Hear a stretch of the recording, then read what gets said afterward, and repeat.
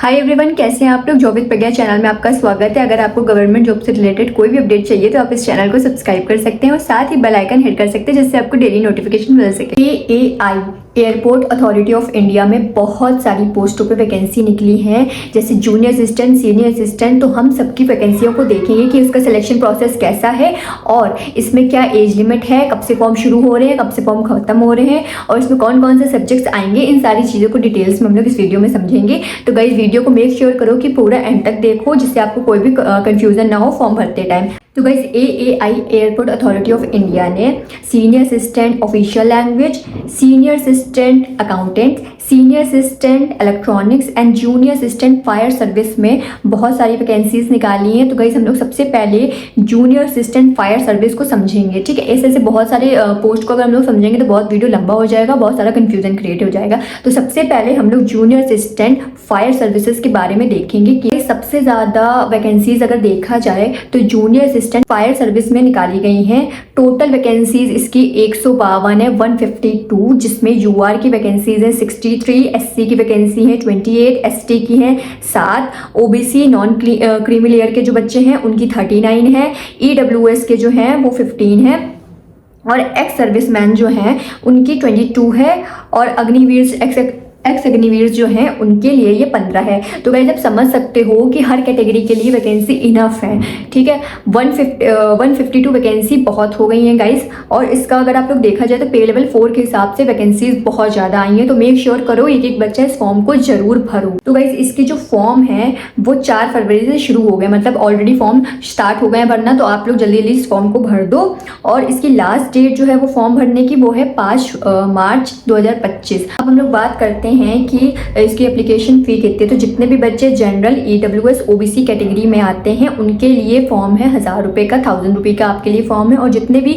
Women हैं, ST/SC हैं, physically handicapped है, एक्स सर्विसमैन हैं या इससे पहले एआई में काम कर चुके हैं उनके लिए ये फॉर्म फ्री है। बात आती है कि इसकी क्वालिफिकेशन क्या है, आपकी एजुकेशन क्वालिफिकेशन क्या इसमें मांगी गई है। तो गाइज आपको इसमें जूनियर असिस्टेंट के लिए आपको 10th पास होना चाहिए या 3 साल से ऊपर की जो डिग्री है आपके पास इस जिसमें मैकेनिकल हो या ऑटोमोबाइल हो या फायर सर्विसेज। मतलब अगर आप 10th पास हो और आपने इनमें से मैकेनिकल, ऑटोमोबाइल, फायरवर्क्स में अगर काम किया है ITI डिप्लोमा के साथ या कोई अदर डिप्लोमा के साथ तो आप एलिजिबल हो। अगर ये भी नहीं है तो आपको गाइस 12th पास होना इनफ है। मतलब 12th पास के लिए जूनियर असिस्टेंट की वैकेंसी बहुत अच्छी आई है, पे स्केल भी इसका बहुत अच्छा है। दूसरी एलिजिबिलिटी ये है कि इसमें आपके पास लाइसेंस होना चाहिए, मींस ड्राइविंग लाइसेंस होना चाहिए। गाइस देखिए लर्निंग और आपका टेम्परेरी लाइसेंस जो होता है वो एलिजिबल नहीं माना जाएगा, आपके पास परमानेंट ड्राइविंग लाइसेंस होना चाहिए। अब गाइस बात करते हैं जो फिजिकल फिटनेस मांगी है वो इसमें कैसी होनी चाहिए। तो गाइस आपकी फिजिकल फिटनेस जो है वो मेल और फीमेल दोनों के लिए गुड होनी चाहिए, मतलब आप फिजिकली फिट होने चाहिए, ठीक है। सबसे पहले हम लोग बात करेंगे कि आपकी आई साइट क्या होनी चाहिए। आई साइट आपकी 6/6 मांगी है, ठीक है। मतलब आप लोग देख सकते हो भाई, क्योंकि इसमें काम आपका ऐसा है कि इसमें आपको देखना तो पड़ेगा, ठीक है। तो ज़्यादा वीक जिनकी आइज़ हैं वो नहीं इसमें एप्लीकेशन कर सकते हैं, ठीक है। दूसरा, हियरिंग आपको नॉर्मल सुनाई देता हो, स्पीच आप नॉर्मल बोल सकते हो, सब कुछ नॉर्मली मांगा गया, इतना कुछ नहीं है, ठीक है। और अब बात करते हैं हम लोग हाइट मेल और फीमेल की, ठीक है। तो आपकी जो हाइट हो वो मेल के लिए 167 सेंटीमीटर हो और फीमेल के लिए 157 सेंटीमीटर हो, ठीक है। चेस्ट जो होगा आपका मेल के लिए वो 81 होगा, ठीक है, 81 सेंटीमीटर होगा और फीमेल के लिए इसमें कोई भी चेस्ट वेस्ट का नहीं मांगा गया है, ठीक है। वेट जो होगा मेल का वो 55 किलोग्राम मांगा है एंड फीमेल का 45 से ज़्यादा ना हो, ठीक। ये सब आपकी क्वालिफिकेशन मांगी है। तो गाइज अब बात आती है इसका जो सिलेक्शन प्रोसेस है वो कैसा होना चाहिए।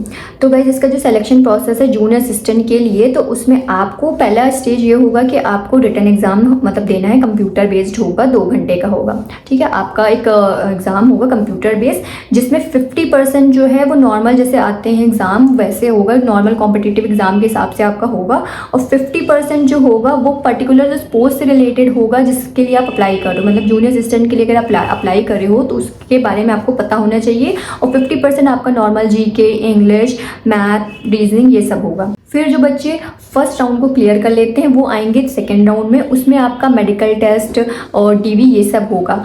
और फिर जो बच्चे इन सबको मेडिकल टेस्ट को पास कर लेते हैं वो आएंगे थर्ड राउंड में, जिसमें आपका ड्राइविंग टेस्ट होगा, मतलब आप ड्राइविंग सही से कर पा रहे हो कि नहीं ये सब देखा जाएगा। जब आप इस राउंड को भी क्लियर कर लेते हो तो आपको आपका फिजिकल टेस्ट होगा, उसमें आपसे running, climbing, rope climbing, ladder climbing ये सब भी कराया जाएगा। मतलब नॉर्मल लेवल होता है उसका, इतना कुछ कठिन नहीं है। बस ये इसमें चांस है कि आपको उसमें केवल एक ही राउंड दिया जाएगा, 2 राउंड नहीं दिए जाएंगे। उसमें आपको एक ही राउंड में आपका जो भी रनिंग है, पोल क्लाइंबिंग है, रोप क्लाइंबिंग है, फुल लैडर क्लाइंबिंग है, ये सब देखी जाएगी। ठीक है, तो मेक श्योर करो कि आप थोड़ा फिजिकली भी फिट हो जाओ। अगर अभी भी नहीं हो तो ये सब थोड़ा करने लग जाओ, भाग दौड़ कर लो, थोड़ी सी रनिंग कर लो, थोड़ी सी और लैडर कर लो थोड़ा सा, तो आपके लिए ज़्यादा बेनिफिट होगा। आप इसे आदत डाल लोगे तो ये नॉर्मल लेवल की हैं चीज़ें, क्वालिफाइंग नेचर है, तो इसमें आप कर ले जाओगे। तो गाइस यही सारी चीज़ें थी आज के लिए अपडेट के लिए। अगर आपको कोई भी कंफ्यूजन होता है सिलेबस के रिगार्डिंग या और कोई भी कंफ्यूजन हो रहा है तो आप मुझसे कमेंट सेक्शन में पूछ सकते हो, मैं उसके आंसर जरूर दूंगी।